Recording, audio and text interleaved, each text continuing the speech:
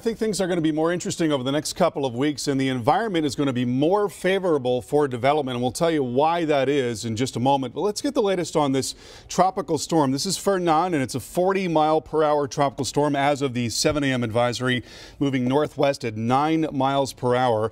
And here's the forecast from the Hurricane Center. We do expect that it will degrade into a tropical depression later today and then continue to produce very heavy rain over this mountainous terrain in northeastern Mexico. You can see here are the brighter colors. That's indicating where the heavy tropical rain is, where the thunderstorms are. Still a lot of that offshore, and that's going to be coming into the coast of Mexico. So that really is going to be the worry going forward. Here is Tampico. This is home to about 900,000 people. A lot of rain there already. And then you have some towns right at the foothills of these very tall mountains, including Ciudad Juarez, where we may in fact see quite a bit of wet weather. The mountains certainly enhancing that rainfall. And there's a live look at Tampico, where it is very wet indeed, and the rain will likely continue through the rest of today and then even into tomorrow. Thinking about 3 to 5 inches in total there across parts of eastern Mexico, northeast Mexico, and certainly that could be enough to cause some flooding, especially in that higher terrain.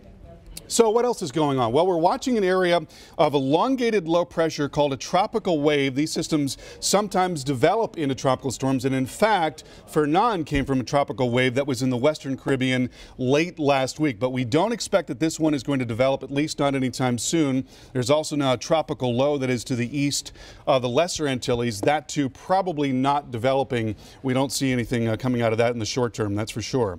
So here's a look at the conditions that are changing, and there is a pulse that travels around the globe. It moves eastward every 30 to 60 days. It's called the Madden-Julian Oscillation. And when it moves over, when the enhanced phase of this moves over top of the region, we see lighter winds and we see lower pressures, a lot of things becoming more favorable for tropical development. And this pulse is going to move out into the Caribbean and then across the Atlantic over the next 1 to 2 weeks. And that's going to make the environment more favorable for tropical development. And already the modeling has been reacting to this. So we watch these tropical waves that come off the coast of Africa, and we're seeing a little more development in these waves. We watch for these areas of spin. There's one right there coming towards the Lesser Antilles next week, 1 week from today, but a much more robust area of spin showing up over several model runs coming out here into the central part of the Atlantic 1 week from today. And the modeling now indicating that it may